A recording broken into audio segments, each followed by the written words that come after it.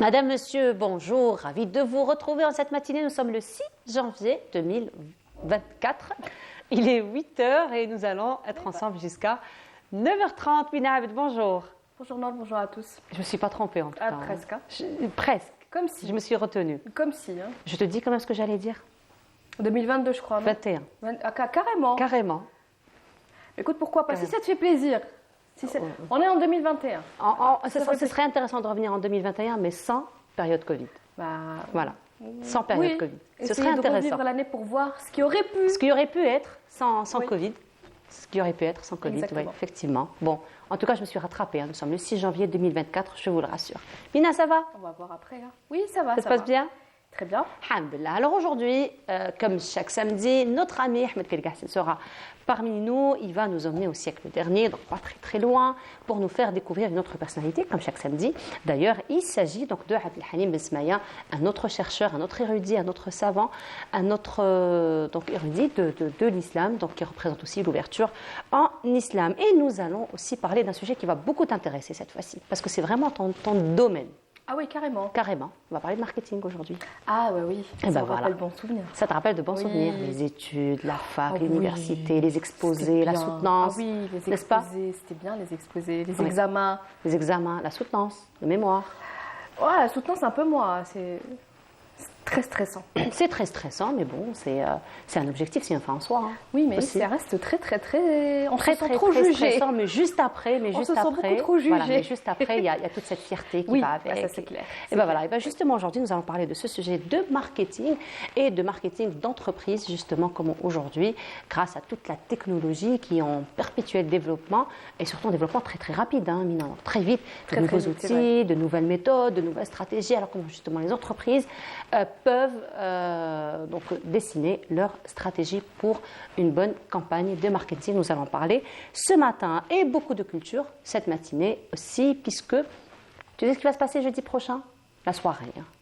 Ah bah oui. La soirée de Yinaïr. Voilà, la veillée. Donc vendredi, ce sera Yinaïr et justement beaucoup d'activités autour du nouvel an berbère, du nouvel an amazigh. Donc beaucoup d'activités seront organisées, notamment un village des artisans. Tiens-toi bien, 300 artisans qui vont venir des 4 coins du pays exposer leurs produits. 300 Ah oui, c'est énorme. Hein. C'est énorme et ça va être très intéressant. C'est énorme et il est intitulé Le village des artisans. Alors là, j'imagine, pour les amateurs d'artisanat, on va trouver un choix. Ah bah oui, ça va se passer où? Alors on va avoir beaucoup de détails dans un petit moment. Alors ça va se passer où? Les journées et surtout les produits qu'on va trouver, les produits de terroir qu'on va trouver. Tous les produits sont les produits. Voilà. Après, ça reste des goûts, ça reste des préférences, des priorités. Et nous allons en parler donc juste dans un petit moment. Et aussi une nouvelle association ouvre ses portes. Il s'agit de El Fen El Jamil, une autre association donc qui fait la promotion du patrimoine musical, du patrimoine culturel d'une manière générale. Nous terminerons l'émission comme chaque samedi en compagnie de notre amie Amina Zeri, elle qui va recevoir d'autres artisanes, d'ailleurs artisanes, oui, ce sont des artisanes qu'elle va recevoir aussi ce matin pour encore une fois faire la promotion du patrimoine algérien. Voilà pour le programme, ça te va? Très bien. Parfait. Merci beaucoup à Amal Almi et à Maryam Akakia qui ont programmé cette feuille de route pour nous. Sinon, il fait très beau, hein, selon Amal Aribi. Maintenant, selon tout le monde, hein, il fait très beau, j'imagine. Oui, surtout selon Amal. Hein, surtout selon Amal Aribi. Grosse pensée à elle ce matin. Mais j'imagine que depuis tant que nous attendons la pluie, c'est vraiment le beau temps pour tout le monde. On a été bien gâtés pendant la nuit. Inch'Allah, ça va se poursuivre. Inch'Allah, ça va se poursuivre. Voilà, ça va se poursuivre. Du moins pour la journée? Oui. Pour cette journée? Il y a des BMS au moins jusqu'à demain. Ah, vigilance. Alors. Ah oui. On tire la sonnette d'alarme par rapport à ça. Donc vigilance. Un peu plus de détails, Mina? Avec plaisir. C'est parfait, ce sera juste après cela.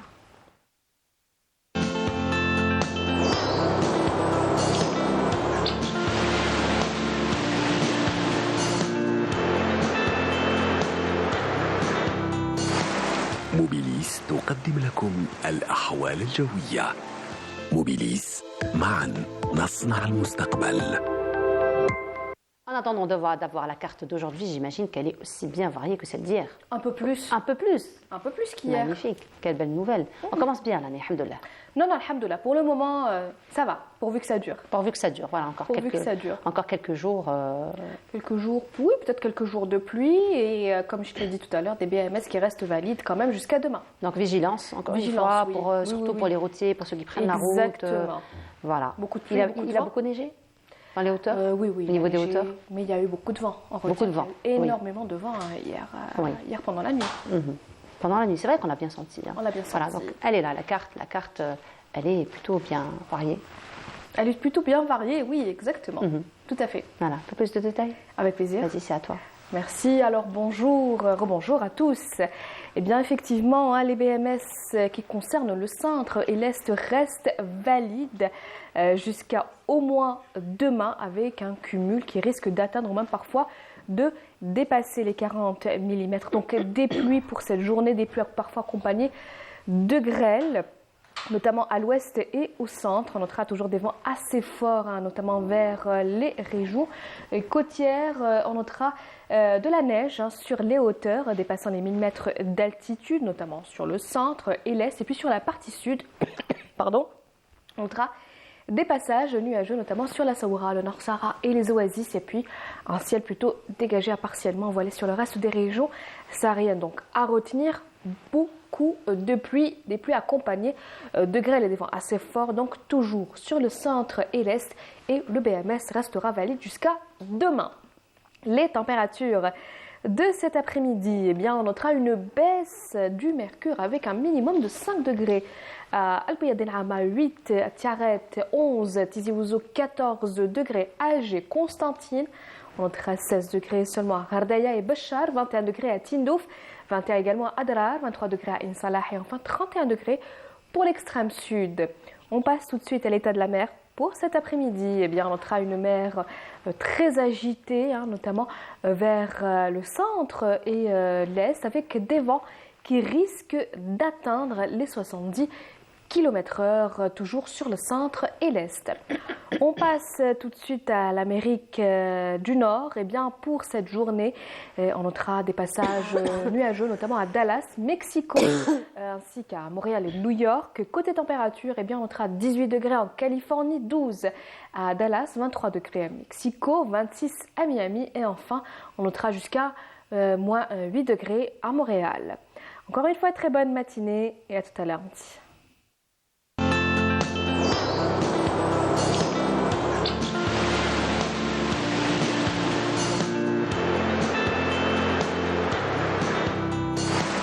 موبيليس قدمت لكم الأحوال الجوية.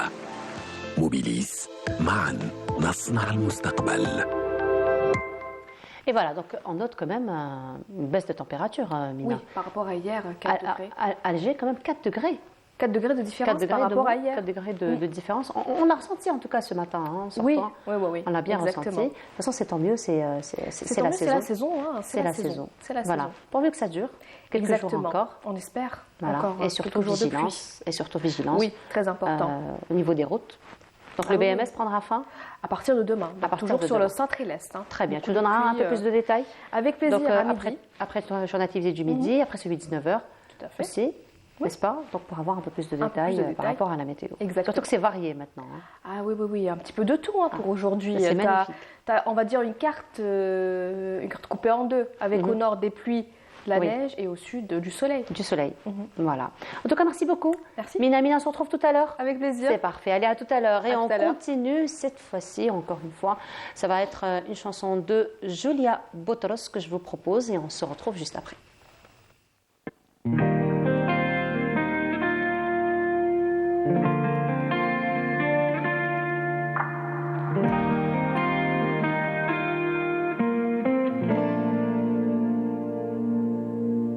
يما مويلي الهوى يما مويلي يما مويلي الهوى يما مويلي ضرب الخناجر ولا حكم الندل فيا يما مويلي الهوى يما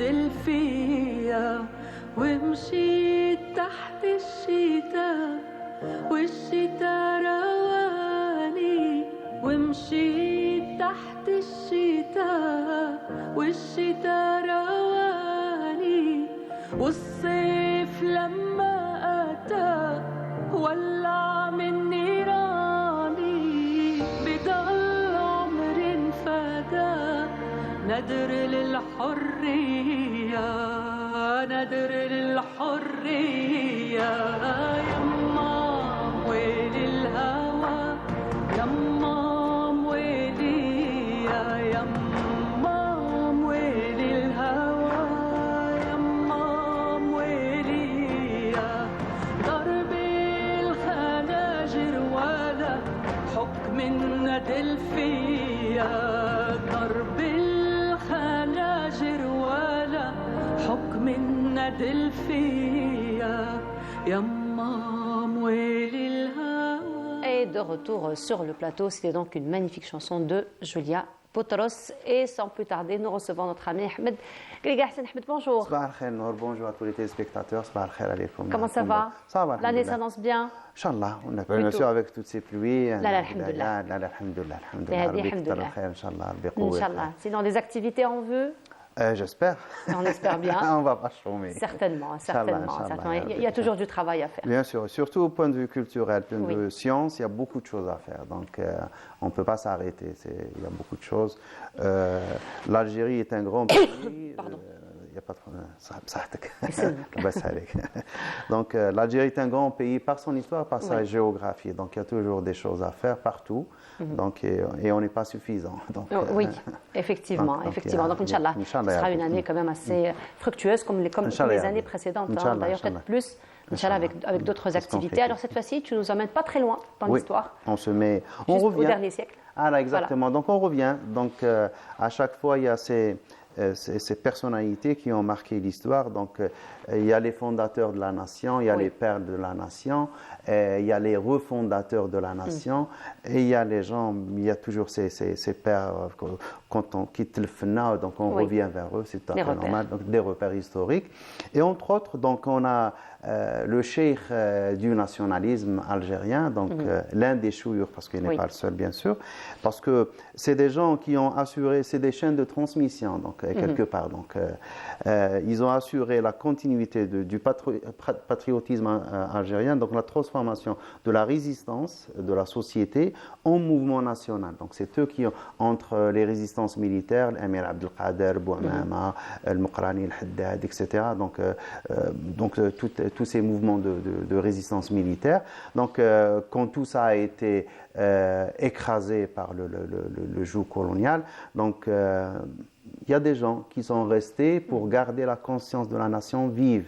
Donc c'est les gens qui ont assuré l'école du nationalisme, même si c'est donc même si c'est juste la flamme, jusqu'à la fin de la première guerre, donc la grande guerre 14-18, donc les années 20 et le relancement, donc l'Amir Khaled, puis par la suite le mouvement national, tout ce qui a été fait, donc qui a abouti par la grande révolution algérienne. Donc c'est Cheikh Abdel Halim Ben Smaya, donc parce que comme l'Amir Abdelkader, comme tous ces gens, donc ils étaient formés pour être des ulama classiques. Donc, mais ils étaient des ulama, mais dans un contexte très particulier comparé aux autres ulama dans d'autres pays à la même période, dans le pays, en Égypte, en Tunisie. Eux, ils étaient en face du colonialisme. Ils avaient derrière eux des classes populaires qui étaient complètement dans la misère, qui étaient anéanties, des gens qui ont tout perdu. Et tout de suite après, s'est engagée la guerre de l'identité. Donc, ils étaient assaillis par la pression coloniale. Donc, et ce qu'on attaquait surtout, c'est l'identité algérienne, et on attaquait surtout les mœurs des Algériens. Donc, mais eux, ils étaient là, c'était les garants de la bonne conduite, la continuité de la culture, la continuité de l'identité algérienne, c'est eux qui l'ont fait. Jusqu'au moment où il a fallu se prononcer carrément contre le colonialisme, et ils l'ont fait. Des fois, ils étaient seuls, comme la fois au Cheikh Abdel Halim. Ça, c'est là, on voit l'une des plus anciennes photos de la Médersa, Madrasa Ta'alibiya, construite, on voit au fond, on voit Sidi Abdelrahman, l'entrée, puis en bas, on voit le lycée Lamir Abdelkader, et on voit le bâtiment tel qu'il était, donc avant que les autres bâtiments ne viennent. C'est ce que je me disais, hein. J'arrivais pas à me positionner sur la photo. Ça c'est 1904, voilà. Ça c'est 1904-1905. Donc maintenant il y a une école juste à côté. Nous sommes à plus d'un siècle quand même. Exactement. Hein, donc ça c'est le style jaunard, donc ça c'est le néo-mauresque. Donc même le style a été décrié à l'époque par le mouvement colonialiste, donc il a conservé, donc c'est un chef-d'œuvre quand même, c'est le madrasa al-Ta'aliliya. Donc quand on rentre, on voit les noms de tous les maîtres qu'il y avait, donc il y a Abdelhalim Ben Soumaya, avant lui bien sûr il y avait Hassan Brihmat, il y avait Al-Qadri, il y avait plein de ulama, mais bon lui, donc il y avait Ben Cheneb aussi qui a enseigné. Là c'est une photo de Cheikh Abdelhalim. Donc là, on le voit à toute classe. Donc, exactement. Beaucoup de présence, beaucoup de charisme. Exactement. Il était très intelligent, très éveillé. Donc, début du siècle, vers 1910-1911, donc on sentait le début, l'approche de la guerre 14-18, parce qu'il y avait beaucoup de rivalités en Europe, il y avait le développement de l'Allemagne qui écrasait tout le monde. Donc, entre-temps, il y avait aussi le protectorat de la Tunisie qui s'était passé. Donc, il y avait plein, donc c'était un melting pot qui se développait comme ça. À un certain moment, donc, les autorités françaises de la métropole pensaient à la conscription des Algériens. Donc, ils réfléchissaient. Donc, c'est un projet qui allait, qui revenait, qui allait, qui revenait. Cette fois, ça devenait sérieux. Donc, ils ont demandé aux mairies de discuter avec les représentants indigènes. Au moment de discuter, ici à Alger, c'était le 21 juillet 1911, donc il y a la réunion de l'APC. Donc le maire demande aux représentants des indigènes, ils étaient 6, quelle est votre position? Il y a l'un d'eux, Moustapha Ben Hadj Moussa, 1911. 1911. Donc Moustapha Ben Hadj Moussa lui dit, c'est un problème qui nous dépasse. Nous, même si on est pour, donc on ne peut pas parler au nom de toute la population, il faut demander aux notables d'Alger. Un rendez-vous est pris le 25 juillet, donc 4 jours après, et où le maire a invité une quarantaine de personnes de tous les bords. Donc il y avait les gens qui étaient formés dans l'école française, des avocats, des médecins, les rares qu'il y avait bien sûr, et les notabilités classiques, donc les anciens ulama, les moudressines, des mosquées, les aïmas, j'imagine, une quarantaine de personnes quand même, c'est pas rien. Donc au début, donc, il leur pose la question, qu'est-ce que vous pensez de la conscription? Donc là, il y a Cheikh Abdelhalim qui se lève et il va démonter toute l'histoire. Il dit c'est pas possible pour nos jeunes. Donc s'ils vont, donc ils peuvent trouver en face des musulmans qui vont tuer. Donc ils vont tuer des gens donc de la même religion. C'est interdit dans notre religion. Et ils vont aussi lutter pour une cause qui n'est pas la leur. Là, c'est une belle photo de Cheikh Abdelhalim. Et là, c'est lors de sa crise, parce que sa prise de position, ce 25 juillet 1911, va lui coûter très cher par la suite. Et là, on le voit, ça c'est devant le jardin d'essai, la porte du jardin d'essai, parce qu'il habitait à Bellecour aussi. Donc, et on l'appelait à l'époque l'homme au cheval, parce qu'il prenait un cheval et il se déplaçait en ville. Et il a pris l'apparence d'un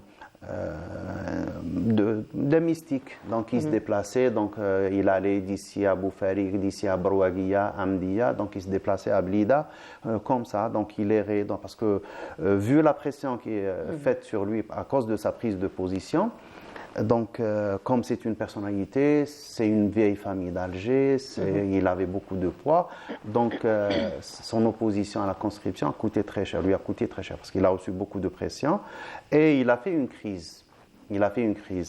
Certains disent que la crise a été, c'est juste une crise de santé. Une crise psychique. Voilà. Donc certains disent que c'était une crise feinte, donc c'était pas vrai. Donc comme me l'avait dit Cheikh Tahar Ait Hadjit, je lui ai posé la question en termes mystiques, Djoudiba. Il me dit tout Djoudiba. Donc il a faim. donc taf'ila en arabe. Donc il me dit toujours Diba parce que donc il s'est senti menacé parce que à chaque fois il y avait un lot de ulama algériens donc qui étaient sacrifiés. Donc on l'a vu au début de la guerre et pendant la guerre 14-18 et on le revoit par la suite juste au début de la deuxième guerre 39-45. Il y a par exemple énigmatiquement Ben Badis meurt en 1940. Donc il y a beaucoup de questions sur les morts de ces ulama.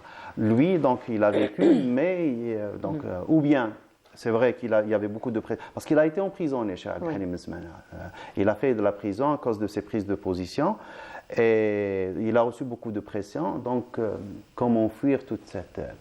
Donc, mais en parallèle à la vie, cette vie de prise politique, donc il y a la vie aussi d'un alim, d'un poète, parce que donc il a laissé quelques poèmes, d'un philosophe, il a écrit un livre sur la philosophie de l'islam, mais on l'a perdu, donc il n'y a aucune trace de ce livre, on a juste le synopsis, ou bien l'intitulé. Non, pas l'intitulé, le contenu. On a le plan qui a été rapporté par Ben Schneb dans l'un de ses articles. On sait de quoi il a parlé, mais on n'a pas le détail, on n'a pas le document. Il a édité pendant sa vie 2 livres, donc l'un sur Riba, parce que déjà à l'époque, donc tu t'imagines, 1913, donc au début du siècle, il y avait quelques ulama en Orient qui commençaient à dire que les intérêts bancaires n'étaient pas illicites. Donc il y avait lui il s'est opposé, mais ce qui est curieux dans le livre, parce qu'on l'a vu, c'est un livre dont les sources sont purement hanafites. Donc il est de madhab al-hanafi lui-même parce qu'il est d'une famille qui était hanafite. Donc il est curieux parce que de toute l'existence du mufti hanafi, du qadi hanafi en Algérie, on a très peu de documents sur ces 2 rites. Donc il reste quelques-uns très rares. Donc, il y a celui de la dernière fois dont on a parlé, de Mohamed Ben Hamid Sherif al-Jazairi, mais lui, il est décédé à Istanbul, donc c'est tout à fait normal parce qu'il a terminé sa vie là-bas.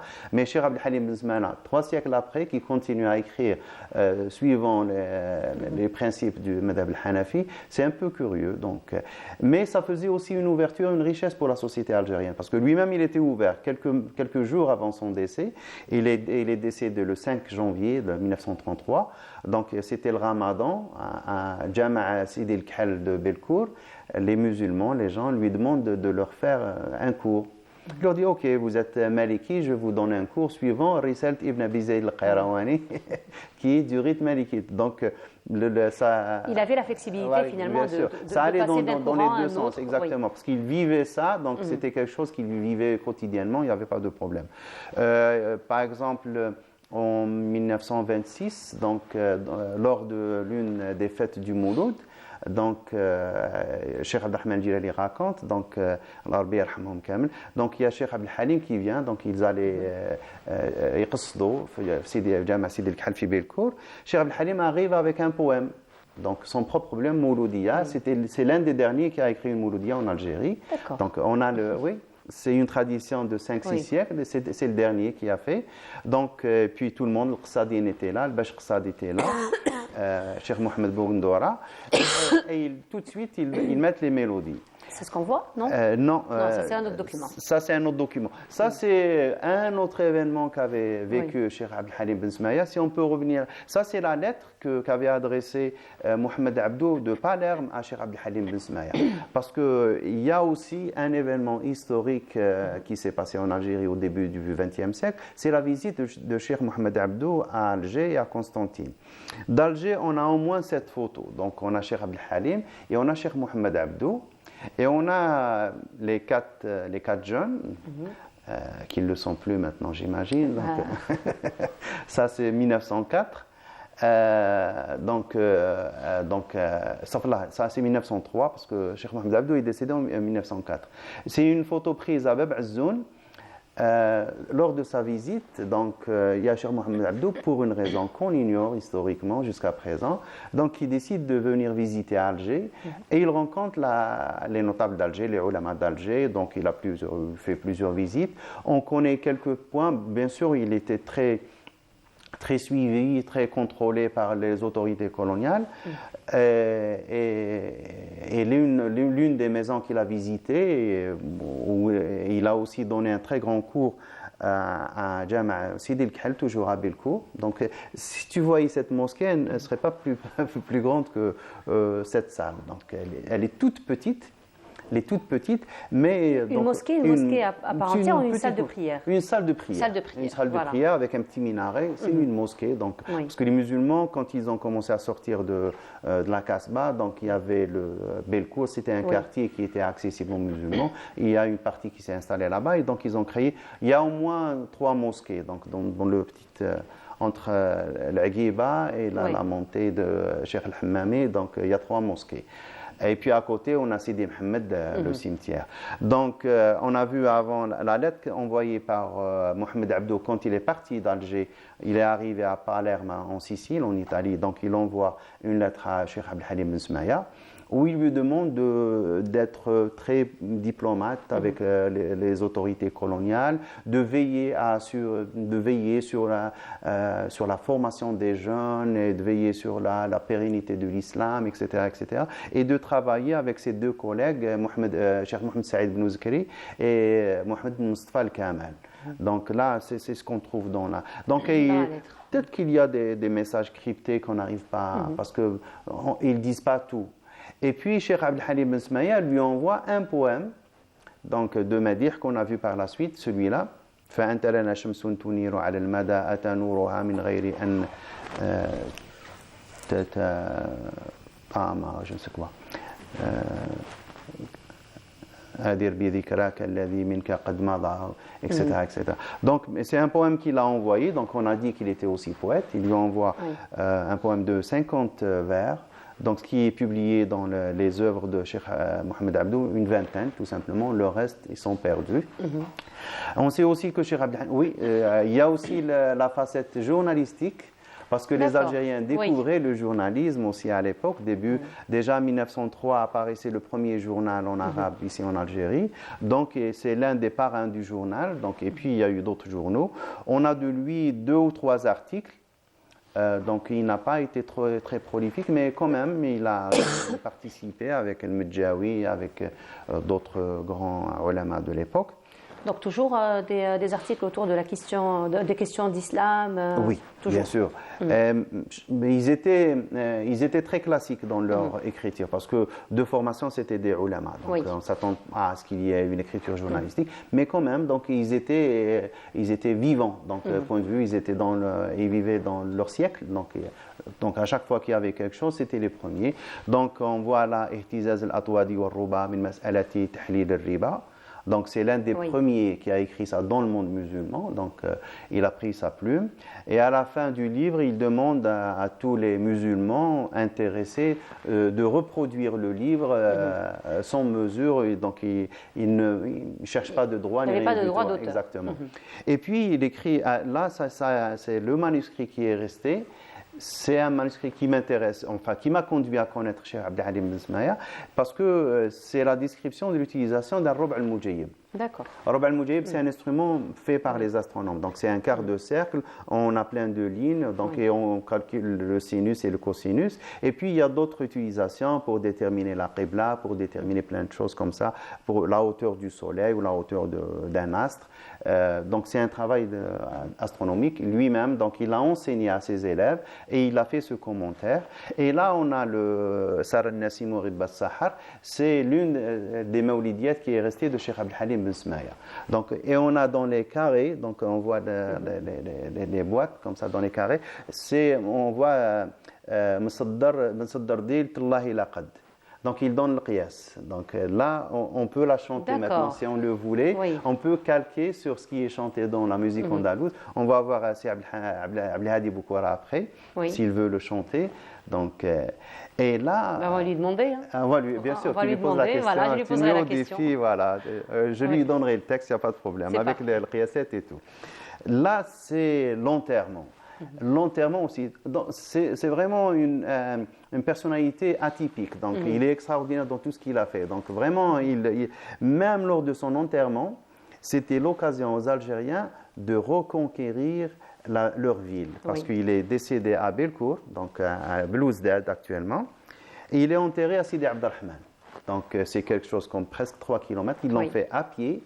Et spectaculaire quand même pour une époque pareille. À l'époque, parce que les Algériens étaient interdits de passage dans la ville européenne. Donc ils étaient cantonnés dans leur petite casse-pas, donc vous vivez là-bas. Donc si tu as quelque chose à faire, tu le fais discrètement, tu fais tout petit. Donc les gens s'écrasaient. Mais là, c'est la reconquête parce qu'on voit tout ce défilé. Donc c'est tout le monde qui défile à Alger. Donc bien sûr, ils l'ont ramené à pied. Oui. Sur la civière, donc jusqu'à Sidi Abdelrahman. Et là, on voit qu'on appelle ça le shahd de sa tombe à Sidi Abdelrahman, donc là où il est enterré avec son fils et son petit-fils, Rabbi Yarhamhum Kamlin. Voilà, donc c'est ça l'histoire un peu. Donc, si tu veux, donc il y a un texte, si on a le temps, tu veux le lire? Lequel? Sur la position de lequel? Celui qui est encadré. Celui-là. Si tu arrives à le lire. Alors, je ne sais pas si je vais arriver à lire. Alors, ce qui fait le malheur des jeunes Algériens, pense-t-on, c'est que pris entre les vieux turbans fanatiques, les vendus de l'administration française et les têtes de Turcs que nous sommes, ils n'ont d'autre ressource que de rugir lamentablement sous leur peau d'agneau. Leur haine va surtout à ces perfides qui les trahissent, disent-ils. Par exemple, à cet Abdelhalim Besmaya, professeur à la Médersa d'Alger, qui, le 25 juillet 1911, à la mairie d'Alger, s'éleva contre la communisation, contre la conscription indigène pour plaire à monsieur de Galan. Voilà. Parce que ça, c'est parce que c'est mis entre guillemets. Que faut-il penser de cela? Un professeur de Médersa crie à ses co-religionnaires. Co-religionnaires, oui, qui protestent en mesure. Taisez-vous, tas de poutres grossières. Et là, le tas de poutres grossières, parce qu'il les a traités de l'khouchoub al-musannada. D'accord.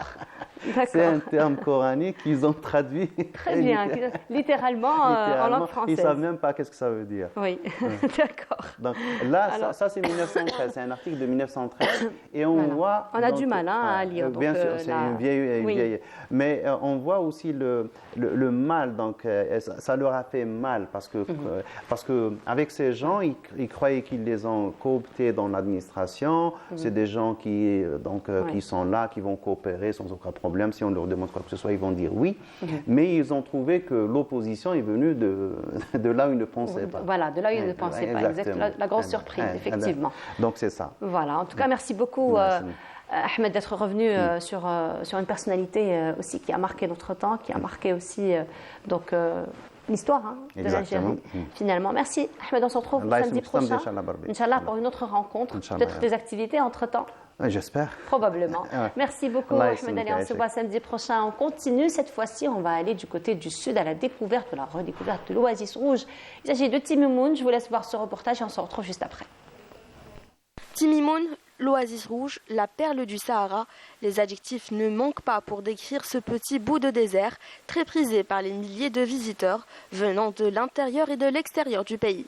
Son charme ensorcelant et sa richesse culturelle font d'elle un lieu incontournable pour les voyageurs en quête d'authenticité et d'émerveillement. Nous avons profité des vacances d'hiver pour venir découvrir Timimoun, car c'est une ville touristique par excellence. En plus, ses habitants sont très accueillants. Très accueillantes, des infrastructures qui se développent très bien. Donc on trouve tout ce qu'on veut et surtout on garde le caractère traditionnel. Je viens de Suisse, je suis depuis 20 ans et presque chaque année ici parce que j'aime beaucoup le désert, j'aime l'ambiance ici à Timimoun. Timimoun a tout pour plaire. Ses atouts touristiques viennent se greffer à un riche patrimoine matériel et naturel, avec environ une centaine de sites et des vestiges archéologiques inestimables, de quoi offrir aux visiteurs une immersion dans l'histoire et la splendeur inégalable du Sahara. Expérience ici à Timimoun, bien que j'ai déjà visité le désert il y a quelques années en allant dans le Tassili, mais les paysages sont assez différents ici, beaucoup plus de dunes de sable. Circuit magnifique, On est chargé du matin au soir. Franchement, c'est encore mieux que ce que je pensais dans mon imagination, dans tout ce que vous pouvez voir. C'est la première fois que je viens à Timimoun. Ce que je retiens, c'est la gentillesse des gens. On mange bien, on est bien accueillis. C'est magnifique, les paysages sont très beaux, sont très variés aussi. Donc il y a le désert, il y a les ksars, il y a les palmiers, donc la palmeraie, les agricultures. On mange très bien. On a surtout bien été accueillis par les habitants. Je suis venue ici pour découvrir les traditions de Timimoun. J'ai adoré cette ville et je conseille à tout le monde de venir visiter ce lieu. La capitale du Gurara est sans conteste l'une des régions touristiques les plus singulières par son charme, ses ressources et ses luxuriantes palmeraies. Chaque visiteur emporte avec lui des souvenirs indélébiles de ce lieu magique où l'histoire et la beauté naturelle se conjuguent pour créer une expérience inoubliable. Voilà, c'était donc une virée du côté de Timimoun et retour. Et cette fois-ci, nous allons nous intéresser au marketing des entreprises en compagnie d'un spécialiste, un économiste, un manager, aussi d'une entreprise nouvellement installée en Algérie, justement pour l'accompagnement des entreprises en matière de stratégie marketing. Il s'agit de M. Ahmed Ammar. Bonjour, bienvenue à vous. Marhaba bik. Merci beaucoup. Alors, on va revenir un petit peu sur votre parcours. Donc, un parcours assez prolifique, un parcours assez costaud.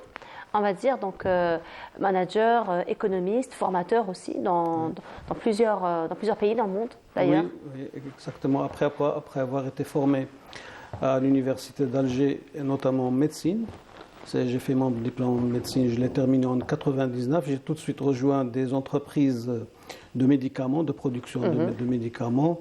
C'est une reconversion là, finalement. De la médecine vers le marketing, c'est carrément une reconversion. Une reconversion, mais surtout toujours dans le même domaine. Le volet médical. Toujours le même domaine. Parce qu'on touche toujours le volet médical et surtout les entreprises nationales et internationales ici en Algérie. Passé par différents postes ici dans l'entreprise, j'ai atteint le poste de général manager d'une entreprise algérienne de production de médicaments. Je ne veux pas faire de publicité pour ne pas citer le nom. Après, en 2014, j'ai vu que ça stagnait un peu dans le domaine de développement et de la recherche. Donc j'ai été saturé. Je voulais faire une expérience en Allemagne. Je suis parti en Allemagne. J'ai travaillé avec la Croix-Rouge allemande où j'ai étudié le système de santé allemand. Et j'ai fait aussi un master en Business Administration de 3 ans à Canada, à l'université de l'UQAM. Ensuite, je suis retourné en Allemagne où j'ai installé un projet de développement d'intelligence artificielle dans le domaine du pharmaceutique, du Big Pharma. Et là, après, comme par hasard, j'ai rencontré un responsable algérien qui m'a encouragé à revenir et investir en Algérie, vu que la classe politique, la haute sphère politique s'intéresse beaucoup au développement des entreprises, notamment les start-up. Effectivement, et justement, vous êtes revenu avec beaucoup de projets, avec beaucoup d'idées et avec un objectif, j'ai envie de dire, qui va de soi avec la politique aujourd'hui, qui encourage l'investissement, qui encourage le développement économique dans le pays. Aujourd'hui, vous parlez beaucoup de marketing et surtout comment, parce qu'aujourd'hui, on le voit à travers le monde, il y a à chaque fois de nouveaux outils, de nouvelles visions de voir les choses et c'est ce que vous essayez finalement d'inculquer ici aux entreprises avec lesquelles vous travaillez. Très bien. Ce que j'aime beaucoup, c'est l'esprit positif qui existe actuellement en Algérie. D'ailleurs, j'ai été très surpris par l'importance que donne Monsieur le Président de la République à l'entreprise en Algérie et spécialement aux start-up. Le monde autour de nous change. On parle de changements, de grands changements dans la macroéconomie. Et nous, c'est notre rôle comme manager algérien de le développement sur le plan microéconomique. C'est-à-dire en essayant d'importer ces nouvelles technologies, ces nouvelles visions, ces nouvelles modèles d'entreprise et essayer de l'adapter avec l'économie algérienne, avec la situation en Afrique et en Algérie. Surtout l'application de l'intelligence artificielle combinée chez Seven Capitals, l'entreprise que j'ai créée. On a pour la première fois combiné l'intelligence artificielle avec l'intelligence humaine adaptée avec le milieu algérien. Et nous avons fait aussi, c'est-à-dire nous avons fait une étude. Dès que je suis rentré, j'ai fait une étude de 6 mois sur plus de 200 entreprises algériennes C'est vrai que les résultats étaient un peu négatifs, mais être négatif, c'est beaucoup mieux que d'être au sommet, parce que c'est pas facile d'atteindre le sommet. C'est-à-dire, ça veut dire les managers algériens actuellement ont besoin de beaucoup de temps. Là, par exemple, on voit l'investissement. Ce qu'on voit ici, ce sont un petit peu les résultats de votre étude. C'est les études, voilà, c'est les études sur les entreprises. On voit qu'on investit beaucoup sur la production, sur le RH, mais on n'investit pas beaucoup sur les nouvelles technologies et notamment sur l'intelligence artificielle, le marketing et le management.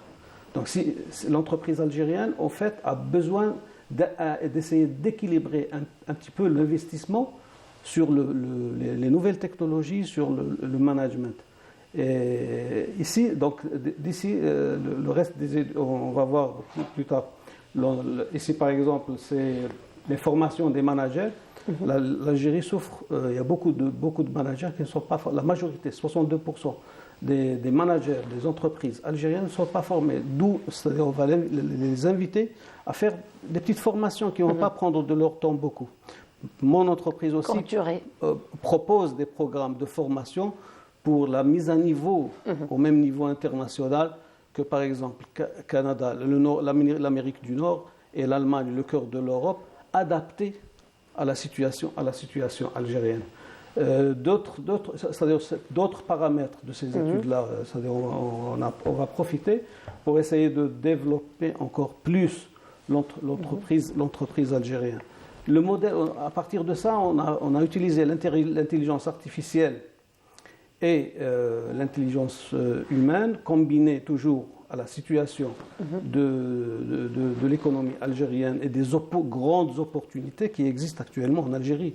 Vraiment, c'est-à-dire l'Algérie, c'est une grande nation, c'est des grands moyens, et là, on a aussi de grandes opportunités, vu la stabilité politique et sécuritaire, parce que le capital aime la stabilité. C'est pour ça que j'invite mes collègues qui sont en Europe, aux États-Unis, à venir investir en Algérie. Donc grâce à cette intelligence artificielle et à cette expérience, on a fait ce qu'on appelle une matrice. Cette matrice-là va aider les chefs d'entreprise à évaluer tout l'environnement. C'est pour ça le nom Seven Capitals. Seven Capitals, tout l'événement, ça va de moins 10 à 0 à plus 10. Chaque paramètre, il y a différents paramètres sur ces capitaux-là. Bon, c'est un peu difficile parce que c'est très économique. C'est technique. C'est très technique, mais c'est-à-dire on pourra l'expliquer aux managers et aux managers. Donc, s'il vous plaît, vous revenez à aux capitaux, cette capitaux. La matrice. Avant ça. Donc, voilà, ça c'est très très très important parce que c'est un nouveau concept. Ce n'est plus, par exemple, la matrice BCG, la Boston Consulting Group des États-Unis, il n'est plus efficace. Parce qu'un manager a besoin toujours de voir tout ça tous les jours devant lui en chiffres. Il est à 0, il est à moins 10, il est à moins 5, et après il y a où il peut intervenir et développer tout de suite, c'est-à-dire réactionnel.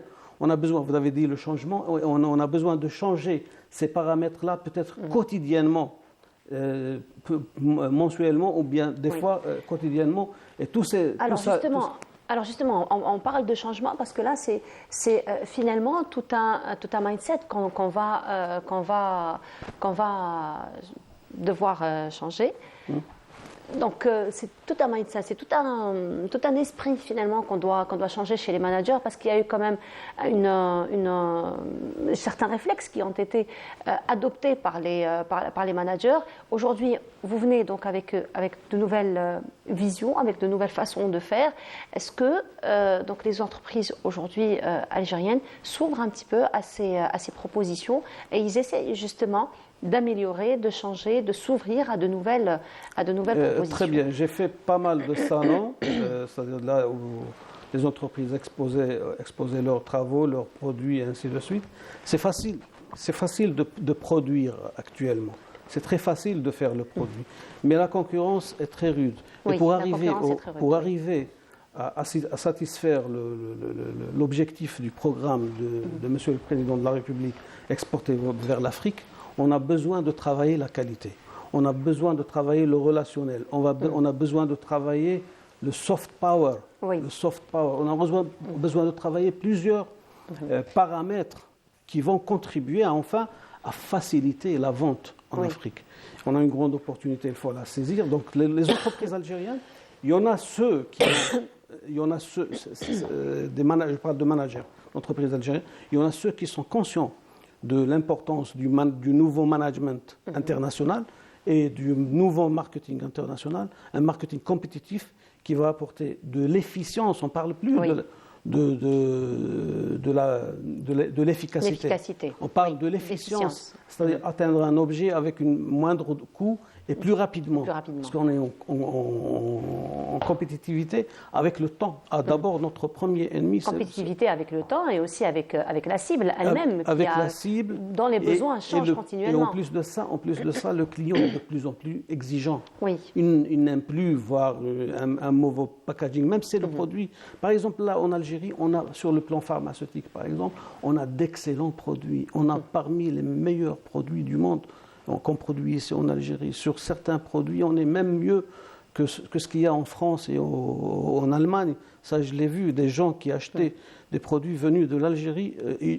Vous voyez le cabas, c'est-à-dire on apporte le cabas. Il y a le cabas inverse.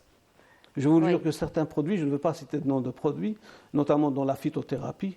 Et là, je me rappelle aussi, j'insiste à ce que les gens investissent plus dans l'utilisation des produits qu'on a ici. L'eucalyptus, par exemple, il est très utilisé en Allemagne pour le poumon, surtout en hiver.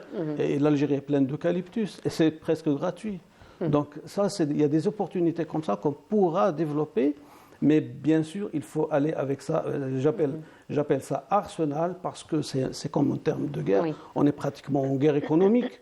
Donc pour arriver là, il faut prendre en soin tous ces aspects-là économiques et tout en respectant la politique du pays, la religion, certains paramètres. Les caractéristiques donc, de la société tous ces aussi. caractéristiques-là. C'est pour ça qu'on a développé cette matrice qui va aider les managers et même les sous-directeurs eux-mêmes peuvent utiliser ça à suivre minutieusement tous les aspects, pas seulement, c'est-à-dire une entreprise par exemple qui se définit comme producteur de médicaments, sait très bien produire le médicament.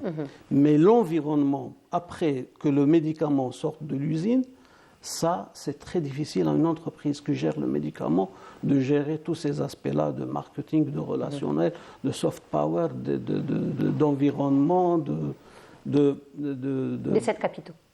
Pardon ? Des 7 capitaux. Des 7 capitaux, exactement. Alors les 7 capitaux, j'insiste à revenir sur ça, sur par exemple le capital humain. Dans le monde entier, on ne parle plus de ressources humaines. On prend ça comme capital. Ce n'est plus l'argent et l'or seulement le capital. Le capital humain est le plus important capital d'une entreprise. Pourquoi ? Parce que c'est la vraie richesse qui produit de la richesse. De la richesse et du développement aussi. Non seulement la richesse, mais aussi le développement. Mais pour passer de ressources humaines à capital humain, il y a beaucoup de travail à faire. Il y a beaucoup de méthodes.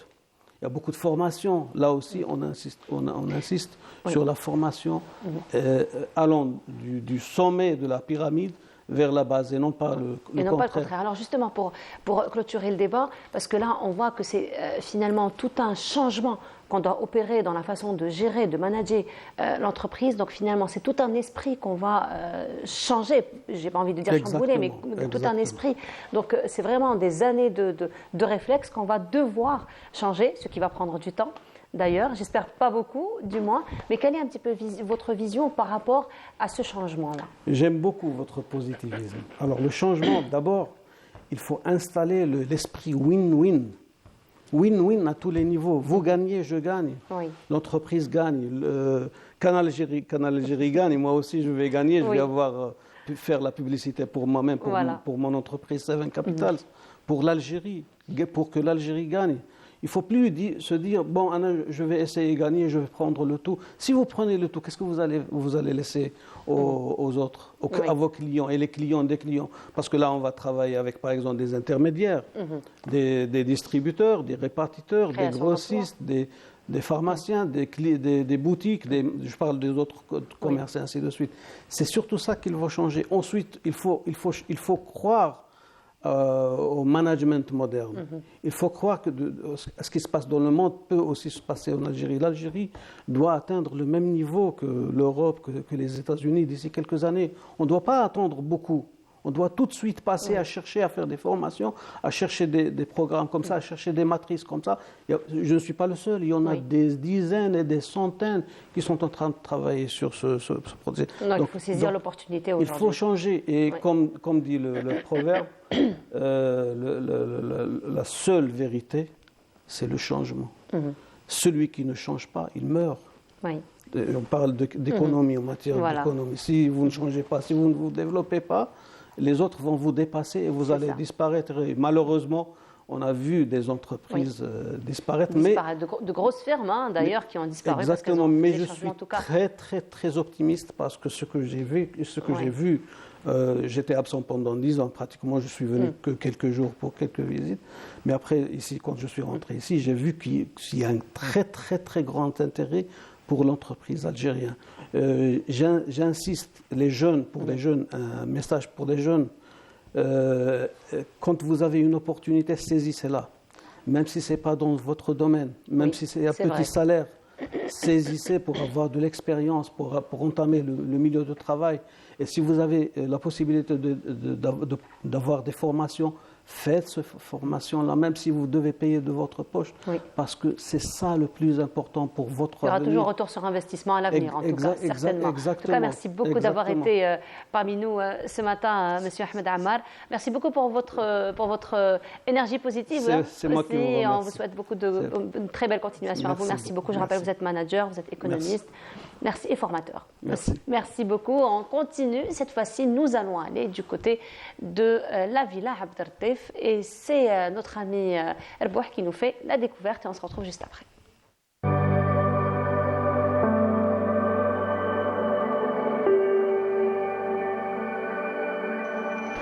Surplombant la baie d'Alger, Dar Abdel Latif est un monument classé au patrimoine national.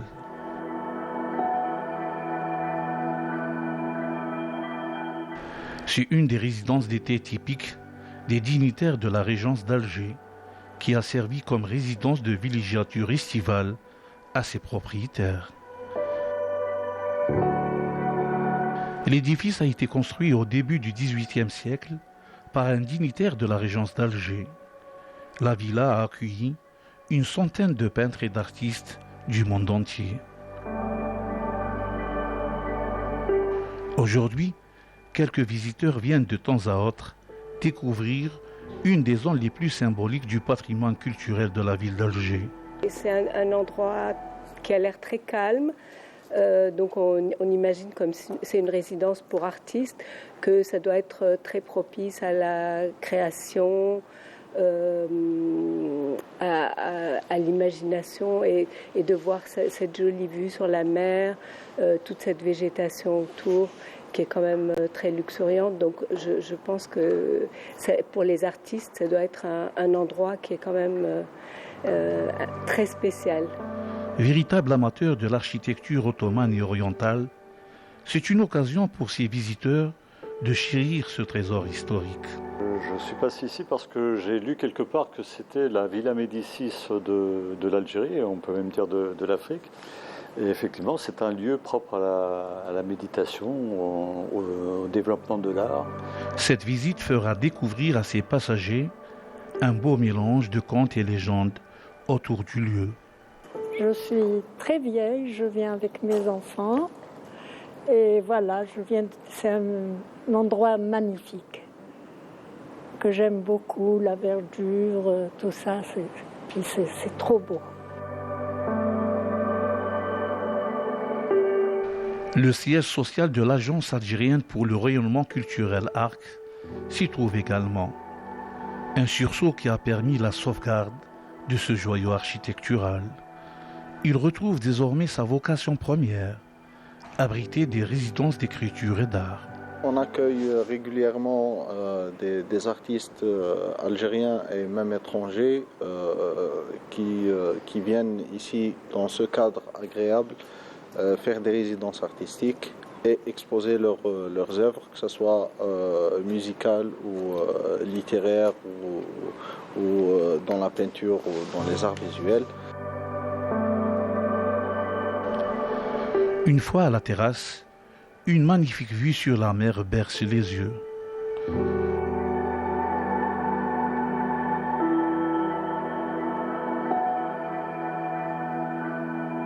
Monument protégé au niveau national, Dar Abdellatif est une des haltes du parcours culturel des Bois des Arcades, aux côtés du monument aux martyrs, la Bibliothèque nationale et le Jardin d'essai. Et voilà, de retour sur le plateau, c'était donc une visite du côté de la maison Abdellatif, voilà, la villa Abdellatif, pardon. Et cette fois-ci, nous allons parler d'un nouveau-né, une nouvelle association qui a vu le jour. Sa présidente est parmi nous, Madame Sihan Boumaza, bonjour. Bonjour. Bienvenue à vous. Merci. Barak alaikum. Belle continuation. Merci, c'est Inch'Allah. gentil. Donc l'association El Fenn El Jamil, qui voit le jour. Qui voit le jour. Et parmi nous également, Monsieur Abdelhadi Boukoura, bonjour. Bonjour. Bienvenue à vous. Merci. On ne vous a pas collé une émission dans les coulisses en compagnie d'autres Ahmed Greg Hassan? Non. نعافيوك اليوم. Ce sera pour la prochaine fois, Inch'Allah. Et on ne vous ratera pas la prochaine fois, Inch'Allah. Le chargé de communication de l'association est aussi parmi nous, Monsieur Omar Bouhtel. Bonjour. Bonjour, madame. Bienvenue à vous. Merci pour l'invitation. Félicitations encore une fois pour le nouveau-né. C'est gentil. Voilà, je reviens à vous, Madame Boumaza. Alors, nouveau-né, El Fenn El Jamil Tarab El Andalousi, d'où vous est venue finalement l'idée, on va dire, la nécessité de créer cette association? En fait, on faisait partie d'une association qui englobait plusieurs activités, on va dire notamment le dessin. L'ancienne association où on était, c'était le Founoun El Jamila. Oui. Donc ça englobait plusieurs activités, dessins et voilà. Après, au bout d'un moment, on est arrivé à un stade où on voulait vraiment s'émanciper et prendre... on va dire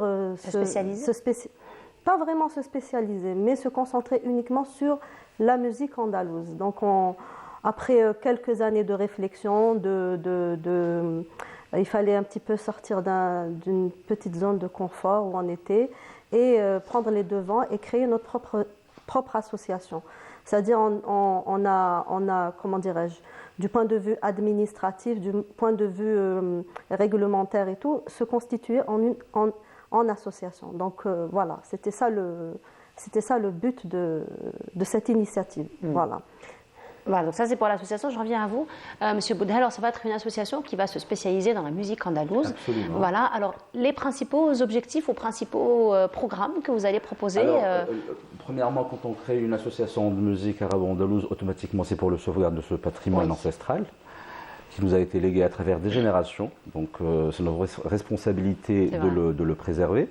Et aussi créer des ateliers d'instruments pour l'apprentissage pour les petits-enfants. Déjà, les instruments qui sont utilisés dans cette musique, en l'occurrence le kotara qui est un instrument algérien par excellence, d'accord. Et aussi créer des classes d'initiation, justement, pour faire aimer aux jeunes générations, aux petits-enfants, cet art magnifique. Hein. Et c'est une musique savante, effectivement, qui est très enrichie à travers des générations. Donc voilà, c'est ça le principal objectif de cette création. Alors justement, les classes, ça va commencer à partir de quel âge pour les enfants? Alors les classes, c'est à partir de l'âge de 6 ans. Il faut commencer à lire et à écrire, d'accord. Le solfège, c'est pour les besoins du solfège? En fait, il n'y a pas de solfège. La tradition de la musique andalouse, c'est hériter ça de manière orale. D'accord. C'est déjà pour développer l'oreille musicale de l'enfant, d'accord. C'est aussi pour pousser l'enfant à apprendre, que ce soit les airs musicaux ou bien les textes. On sait très bien que les textes de la musique andalouse, c'est de la poésie quand même lourde, classique. Enfin, on trouve un mouachar qui est en arabe classique, on trouve aussi un zajal qui est en accent andalou de l'époque. D'accord. Donc du coup, quand même, ça va pousser l'enfant à se familiariser avec ce genre de texte, à les apprendre, et aussi à comprendre les mots. Donc automatiquement, non seulement c'est un enrichissement musical, mais c'est un enrichissement aussi vocabulaire pour l'enfant. C'est vrai. Monsieur Boukoura, je reviens à vous. Alors, on vous a proclamé Cheikh Al-Hadara, apparemment. Hein? C'est ce que vous m'avez dit. Hein? Moi, je ne sais pas. Moi, je reprends. C'est Cheikh Al-Firqa, on va dire. Cheikh Al-Firqa, allez. C'est le rôle que j'ai eu toute ma vie. Hein. Oui, voilà. Ça fait, mine de rien, 25 ans c'est vrai. D'enseignement dans ce domaine.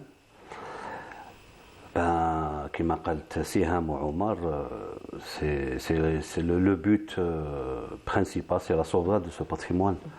Alors justement, comment vous voyez un petit peu la prise en charge des... Ça va commencer à partir de la petite enfance, j'imagine, à partir de 6 ans. Donc, comment vous voyez un petit peu la prise en charge, l'enseignement, l'encadrement, surtout de ces enfants-là? Sur le plan apprentissage, bien sûr. Oui, on est en 2024, on doit être déjà au rythme de notre époque. Déjà. Au fait, je pensais à ça. Voilà, j'ai compris. Donc, il y aura... déjà, il faut déléguer des professeurs qualifiés, surtout côté académique. Et pédagogique. Et pédagogique. Oui. Voilà, ça c'est important. Ensuite, il faut vraiment travailler d'une manière scientifique. L'époque, les banques Omar, de bouche à oreille, c'est vrai, c'est une méthode traditionnelle qui est à ce jour, mais il faut être aussi à jour aussi avec les méthodes nouvelles, telles que le solfège.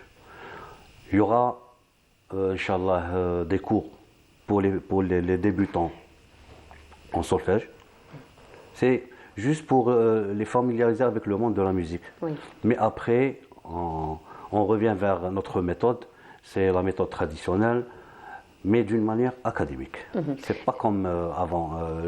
Le maître, il venait, il prend son instrument, il chante, et puis les gens répétaient. Non, ça ne marche pas comme ça. Alors justement, revenir à tout ce qui est académique, Madame Boumaza, je reviens à vous. Alors, vous déjà, vous êtes des professionnels de la question, donc c'est vrai qu'au départ, ça va être un apprentissage pour les enfants, mais à un moment donné, j'imagine que vous allez vers la professionnalisation, si bien entendu, cette même génération décide de continuer. J'imagine que oui, la plupart du temps, il y en a eu quand on commence...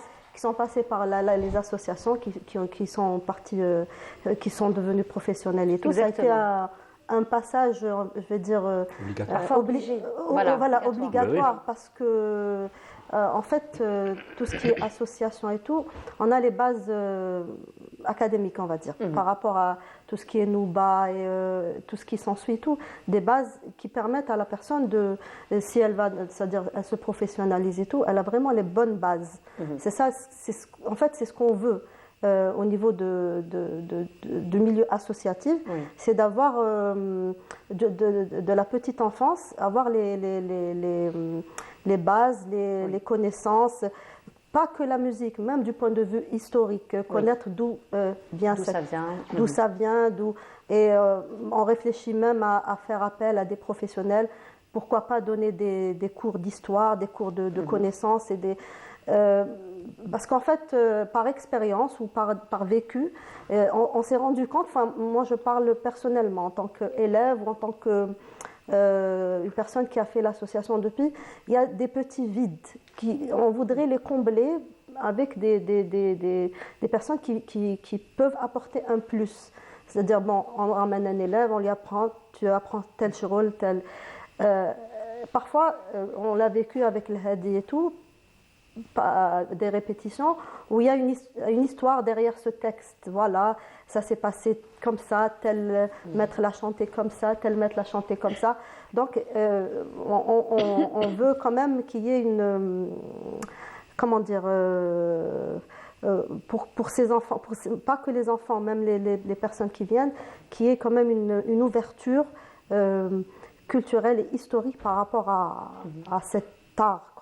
Voilà. Donc, si je comprends bien, l'association, c'est pas seulement de l'apprentissage, mais c'est carrément de l'éducation musicale, oui, finalement. Donc là, on va au-delà du simple apprentissage. Oui, c'est Moi, j'ai toujours dit, j'aimerais que cette musique-là, pour la préserver, qu'elle soit même apprise au niveau des écoles. Pourquoi pas? On le faisait, hein, oui, à notre époque. Oui, mais là, c'était une heure par semaine, c'était pas assez suffisant, oui, mais oui. ça nous permettait quand même d'avoir une idée. Oui. Là, on est en train de réfléchir à pas mal de choses et j'espère qu'on pourra aboutir à tout ça.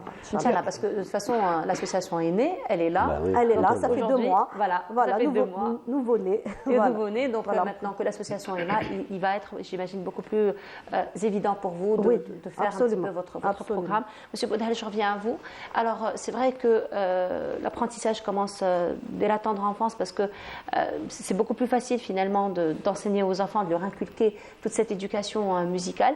Mais entre-temps, est-ce que vous voyez par la suite une ouverture pour des enfants peut-être un peu plus âgés pour l'apprentissage? Absolument, il n'y a aucun âge pour apprendre. Nous avons eu par le passé et aujourd'hui aussi des personnes qui ont commencé la musique à l'âge de 20 ans, de 30 ans.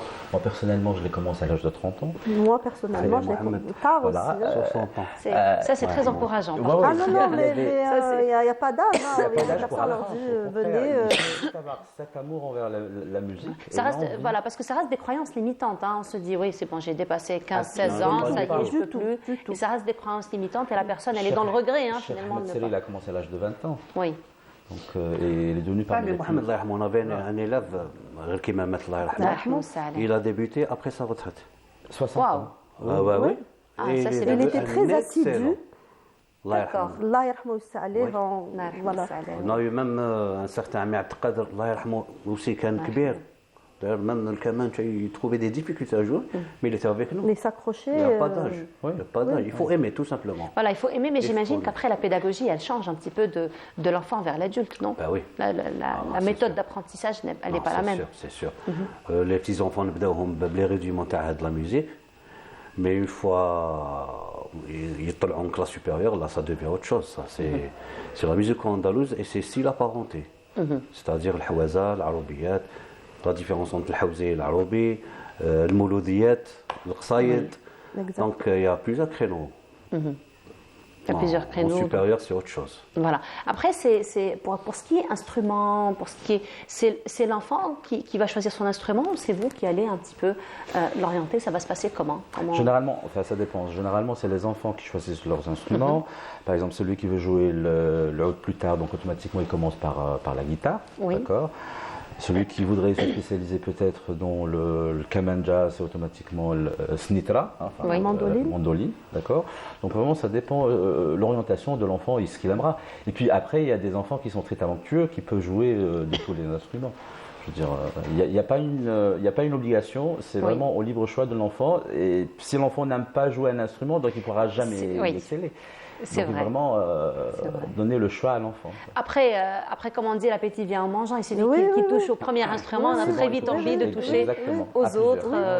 Voilà, donc il y a cette ouverture. Oui, on les laisse choisir au départ, on les laisse. On ne peut pas obliger un enfant de jouer tel instrument ou met bouche, c'est pas possible. Mais après, il y a le coup d'œil du maître. Oui. Voilà, après, vous pouvez orienter. Personnellement, j'ai changé pas mal d'élèves d'instruments ou on sent, il n'est pas fait pour la mandoline. Mais c'est-à-dire que le plus important, c'est que l'enfant fasse sa propre expérience. Voilà, ça, c'est déjà la chose la plus importante dans un premier temps. Et donc, il pourra par la suite se développer. En tout cas, on souhaite une très longue vie à l'association. Merci beaucoup. Beaucoup de spectacles. Inch'Allah. Bon, c'est trop tôt déjà, mais beaucoup de spectacles. On voit grand, n'est-ce pas? On vise la lune pour toucher les étoiles. Absolument. En tout cas, merci beaucoup d'avoir été parmi nous ce matin. Je rappelle, Madame Siha Boumaza, vous êtes la présidente de l'association El Fen El Jamil. Monsieur Omar Boudhel, vous êtes le chargé de communication. Et Monsieur Abdelhadi Boukoura, vous êtes le chef d'orchestre de l'association. Merci beaucoup encore une fois d'avoir été parmi nous ce matin. On continue cette fois-ci. Ça va être, excusez-moi, une chanson en solidarité pour nos sœurs et nos frères les Palestiniens. Et on se retrouve juste après pour la dernière station de cette matinée.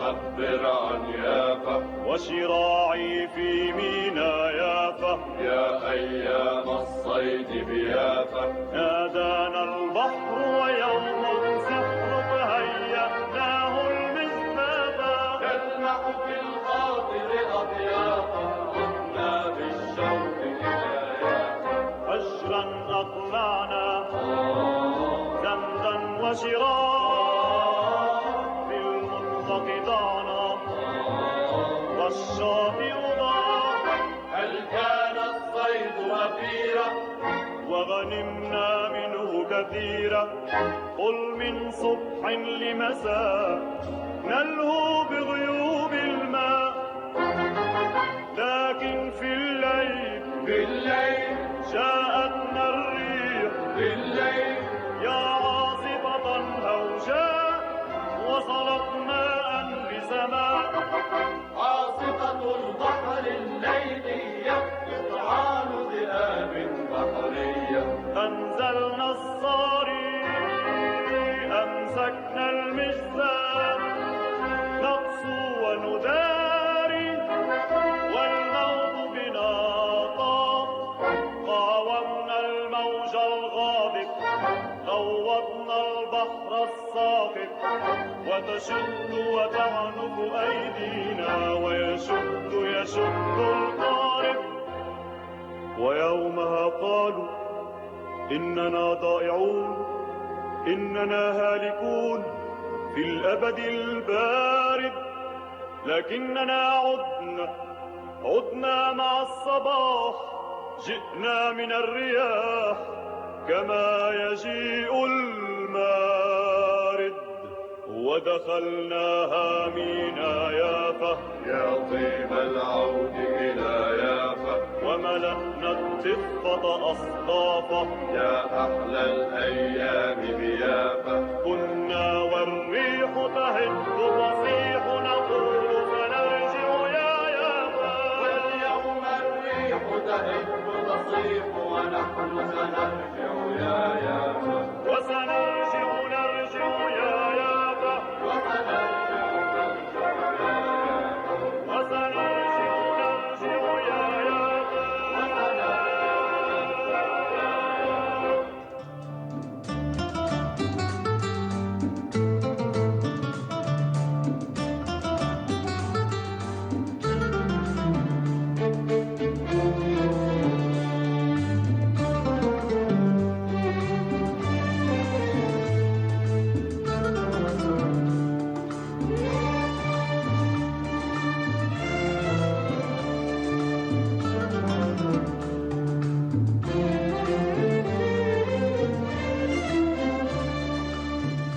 Et de retour sur le plateau, et cette fois-ci, ça va être un plateau patrimoine par excellence. Amina, bonjour. Bonjour. Amina, tu es magnifique aujourd'hui. Wallah, le caftan algérien. Masha'Allah. Très, très joli. Et tu le portes super bien et ça te va à merveille. Et Aïchek, merci beaucoup. Donc, c'est un caftan réalisé par Madame Souhila Lourjan, qui est styliste, modéliste, qui fait en ce moment des merveilles et qui représente l'Algérie merveilleusement bien. Et elle vient de décrocher le prix de la reine de la tenue traditionnelle algérienne en Égypte. Bravo, masha'Allah. Bravo, yatek saha, marhaba bik. En tout cas, c'est top. Yatek saha. Et l'habituée, notre amie Lydia Ladjouzi. Lydia, bonjour. Bonjour Nour. Comment ça va? Très bien. Ça se passe bien. Merci, bonne année mesdames, meilleurs vœux.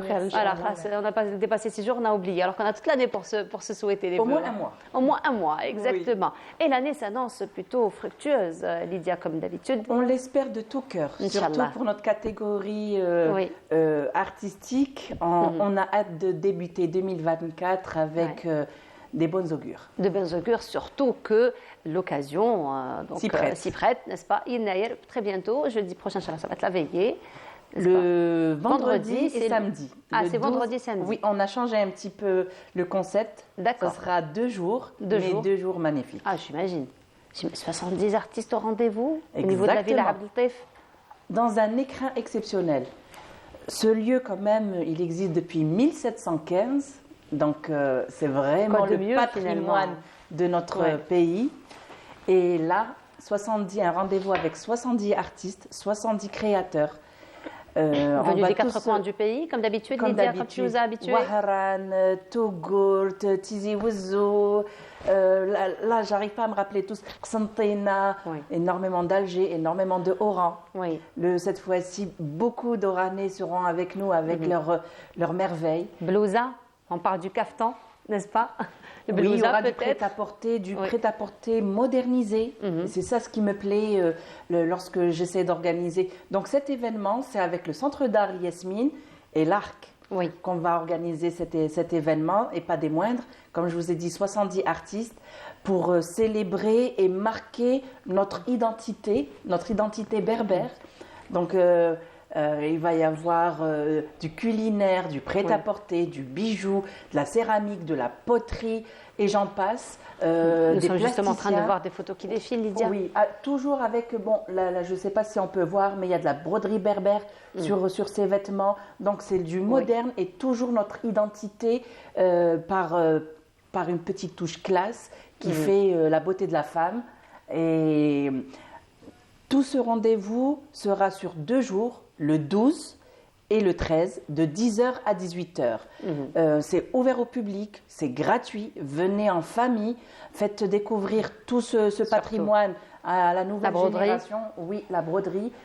Donc, comme vous voyez, c'est notre patrimoine, mais d'une version moderne, qu'on peut utiliser tous les jours. Pas besoin d'attendre un mariage ou c'est un peu comme la veste que tu portes.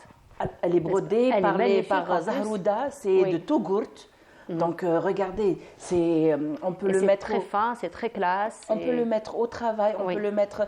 On change juste, on met un petit peu des bijoux, quoi que ce soit. On peut aller avec dans un mariage ou le tout ça, c'est multifonction et toujours à des prix. Tout le monde peut surtout dans des événements comme ça. On fait tous un effort pour que ça soit le plus accessible possible. Effectivement. La Palestine est au rendez-vous. Elle sera à l'honneur pendant notre événement avec la famille El Hanti au complet qui seront là. Donc bijoux, vêtements. C'est une famille qui ne rate pas d'ailleurs ce genre d'événements. Ils sont toujours là, ils sont toujours à nous montrer leur savoir-faire et tout. Et pour cet événement, ce sont nos invités d'honneur. Oui. Donc venez nous encourager. Comme je vous ai dit, ça va être la fête pendant 2 jours. Durant la pause, le vendredi, c'est tout à fait normal. Mais les portes sont ouvertes. Venez partager cet événement avec nous. Il va y avoir du culinaire, de la tchartchoura, il va y avoir du chocolat. En fait, plusieurs branches artistiques seront présentes pour cet événement. Voilà, Inch'Allah, rendez-vous pris. 12... Le village culturel. Le village culturel, voilà. Amina. Donc le kaftan. C'est le kaftan qui est à l'honneur aujourd'hui. C'est une tenue traditionnelle, typiquement algérienne, d'une élégance intemporelle. Donc il occupe une place très importante en tant que symbole culturel algérien. On le porte avec fierté, donc il est porté par toutes les femmes dans tout le territoire national. Donc, comme je le disais, on le porte avec fierté. Et donc, on va donner la parole à Madame Souhila Lardjen, qui est styliste et modéliste. Bienvenue, Madame. Marhaba bik. Allah يسلمك. Bonjour tout le monde. يعني ravi أني معكم يعني في l'émission. Voilà, je me présente, modéliste et styliste. Enseignante aussi. Oui, et enseignante, la tenue traditionnelle. Et en même temps, je suis prof de couture et prof de musique. Exactement. Voilà, c'est ça. Exactement. Alors, je présente la tenue traditionnelle. يعني شاركت بزاف في المحافل الوطنيه والدوليه، درت لي شوتينغ خارج الوطن في مصر في دبي، خديت لقب ملكه اللباس التقليدي الجزائري 2 fois في مصر. يعني شاركت بعروض الملابس تاعنا التقليديه وانا نختص في كل الملابس يعني وكان بيناتهم القفطان الجزائري. Et selon les historiens, le kaftan a été introduit en Algérie au XVe siècle, je crois, par les Ottomans, bien sûr. بحكم كما قالت الوجود العثماني في الجزائر. طبعا طبعا احنا نعرفوا باللي دخل القفطان للجزائر عن طريق العثمانيين. طبعا كان من الحكم العثماني هداه الباي الجزائري، كان على شكل هديه، كان لباس رجالي ومن بعد المراه الجزائريه قامت بتحويله رجعته طبعا لباس للمرأة فيه ما صبرتش il était tellement classe beau ورجعت لا تجي لامبرسيون دونك لا فام عجبها ولقات دي موديل بوغ لي فام فوالا طوراتو بلا فاسون تاعها، مي كانت دون فاسون اللي انبهر بها تو الموند، يعني حتى ولا قفطان عالمي يعني تلبس بارتو. فوالا بزاف ناس ما على بالهمش باللي زاد في الجزائر ومن بعد انتشر في الدول كامل. اكيد يعني انا لهذه النقطه نقولوا باللي التطور في الجزائر رجع نسائي، طبعا كان في عهد العثماني رجالي ومن بعد رجع نسائي. ونعرفوا باللي القفطان كاين انواع، كاين قفطان الملكي، قفطان الداي، قفطان القسنطيني، القفطان العنابي، قفطان القرنفلة، قفطان القاضي، قفطان الباي، منصورية je connais. Mansoria, c'est quand même une tenue très légère, très léger, et portée aussi à l'ouest algérien. À l'ouest algérien. يعني هو شوفي الاختلاف وين جايه في لو تيسو. جاي اون سوا، اون فلور، اون موسلين، لا غيبور كيما لبسته امينه الاخت امينه، وانايا بلا موسلين كما كتشوفيه في السامبل، جاي بلا برودغي بالخيوط الذهبيه. فوالا هذه هي. Voilà, mais sinon il y a aussi le nombre de pièces. Hein. Oui. Il y a le nombre de pièces. Oui, il y a une pièce, deux pièces et trois pièces. Et trois pièces. Voilà. Une pièce qu'on appelle à Tlemcen taqchita. Oui, c'est ça. هذه هي.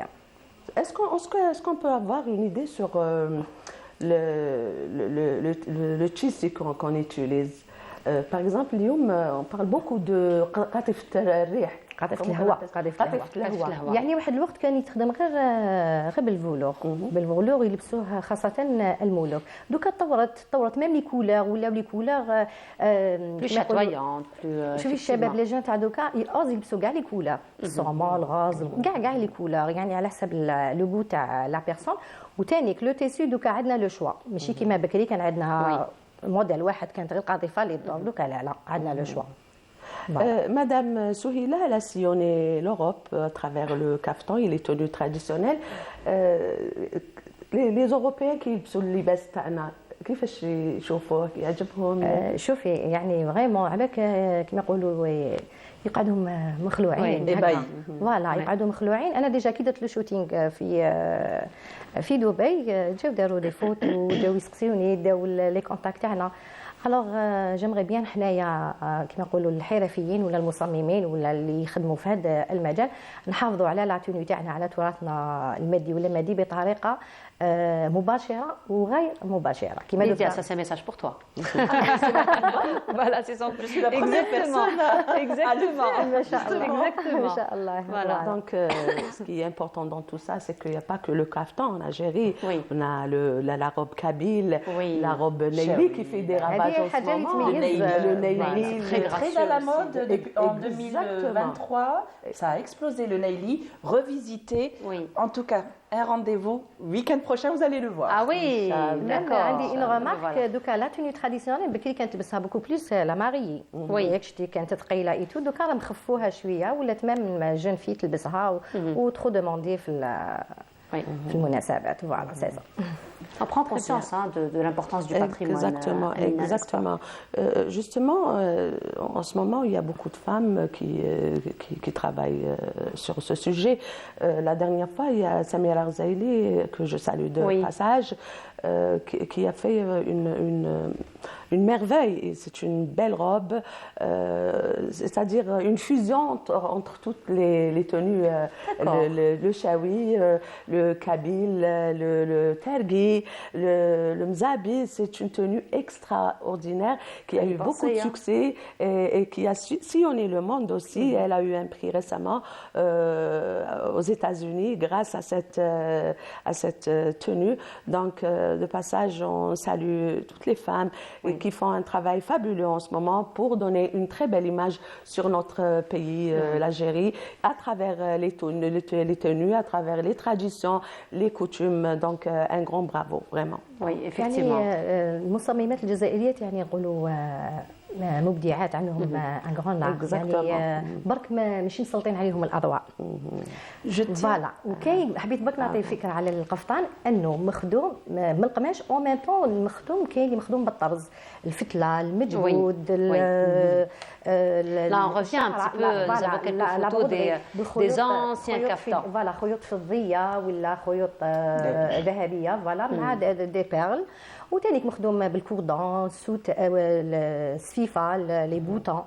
يعني ولا ديكوراسيون تاعو تاع الطرز مستوحاه من الطبيعه، دي فوا لي فلور، لي في، الاغصان اكسيتيرا. Ce qui est important aussi, Madame Souhila, c'est que اليوم ما كانش عروسه في بلادنا ما تلبسش لا توني تراديسيونيل. C'est vrai. Même si c'est pas sa région. شوفي سيرتو زوج حاجات امبورطونت، القفطان الجزائري والكراكو. شتي كي كنا في وقت الكورونا ما كانش العراس مي كانوا يديمونديو الكراكو والقفطان. فوالا يعني هذوما بدون نقاش. Ça, c'est une obligation dans les mariages, effectivement. Allez-y. Oui, Lydia, moi, je tiens à signaler qu'il ne faut pas oublier que l'Algérie est l'un des rares pays au monde avec autant de diversité culturelle. Oui. Chaque 100 km, c'est autre chose. C'est autre chose, c'est un nouveau paysage, un nouveau monde. Un nouveau goût, un nouveau style. Donc tout ça, il faut le montrer, en être fier, ne pas hésiter à le crier haut et fort. Pourquoi ? Parce qu'on est timide médiatiquement. Là, je suis très contente que depuis 2-3 ans, on se réveille enfin pour dire, écoutez, regardez toute cette richesse. Et les gens sont étonnés, ils sont ravis et ils nous encouragent à faire plus pour justement faire autant briller notre savoir-faire et notre culture. Exactement. عندي ثاني ملاحظه بكري بالك كانت المراه اللي قاعده غير في الدار هي اللي تخدم زعما الخدمه تاع اليد، دوكا نشوفوا مثقفات. يعني مثقفات كما انا عندي اللي يقراو عندي، كاين دي ميدسان، كاين دي بروف، دي جورناليست. يعني دوك المثقفات اخترقوا هذا. C'est vrai, mais il y a eu beaucoup de facilité aussi. Lydia, toi, tu connais un bon bout par rapport à cela. C'est qu'aujourd'hui, il y a beaucoup d'ateliers qui ont ouvert, il y a beaucoup d'écoles qui ont ouvert et qui proposent justement ce genre de formation. Toi-même, au niveau des salons que tu fais, généralement il y a toujours des ateliers d'initiation à côté, c'est ce qui donne un peu, encore une fois, l'envie à toutes ces femmes, à toutes ces jeunes filles, donc d'apprendre. Donc aujourd'hui, l'information, il y a une accessibilité à l'information et à un retour. Il y a un retour aux sources aussi qui est très profond. On a tous remarqué durant le Covid cet arrêt brutal. Toutes les personnes qui étaient à la maison se sont remis à faire des activités manuelles, que ce soit les hommes du pain, c'était bon, les hommes et les femmes. Et moi, je suis très contente de cet aspect-là. Pourquoi ? Parce que les gens font ressortir leur créativité. Exactement. Et là, on découvre des merveilles. Alors, elle parle avec le cœur parce qu'elle est artisane et son mari aussi. Elle est aussi artiste peintre. Voilà. même حتى ولادنا باغ اكزومبل كيما انا بنتي راهي ماستر 2 في بسيكو. الله يبارك ما شاء الله. حبيت تدخل هذا الدومين، وليدي ثاني سي لا ميم شوز، خليني ندخل هذا الدومين. Bah oui, bien sûr, راني معاهم راني. Donc votre famille est très fière de vous. Parlez-nous un petit peu du prix que vous avez eu dernièrement en Égypte, meilleur. درت لقبوني ملكة لباس التقليدي الجزائري دو فوا العام اللي فات، وهذا العام في جوان. فوالا. دونك مبروك عليك. مبروك عليك. مبروك على الجزائر. نستغل الفرصة. مبروك علينا هاد لي توني الشابين. حبيت نستغل الكافتون الجيريان، لا روب نايلي، البلوزة، الجبة النايلية، لا توني شاوي، بربر. vraiment on arrive. Vous voulez rajouter quelque chose? يعني Allez-y, انا حنشارك هذه المره في لجنه التحكيم مع جمعيه ضياء الدين ضياء الشبانيه عفوا. حنبريزونتي لي توني تاعي ونحضر في لجنه التحكيم حتكون في قصر الرياس باذن الله. ان شاء الله. Beaucoup de succès, Madame Sohila. Lydia, rendez-vous pris pour le 12 et le 13. Exactement. Inch'Allah. Dar Abdeltif et c'est ouvert à tous. Parfait. Ina, c'est toujours un plaisir. C'est magnifique avec toi. N'oublie pas de prendre une photo en sortant. Ensemble. On va la prendre ensemble. Il ne faut pas rater le moment, il faut l'immortaliser. Inch'Allah, vive l'Algérie. On se retrouve samedi prochain. Inch'Allah, Merci très prochainement, beaucoup, Inch'Allah. Amina. Et voilà, nous arrivons à la fin de notre émission. Merci beaucoup de nous avoir suivis. Radia Mouali, mon ami, vous retrouvera demain, Inch'Allah, à partir de 8h. Pour ma part, je vous retrouverai le week-end prochain, Inch'Allah. Excellente semaine à tous. Au revoir.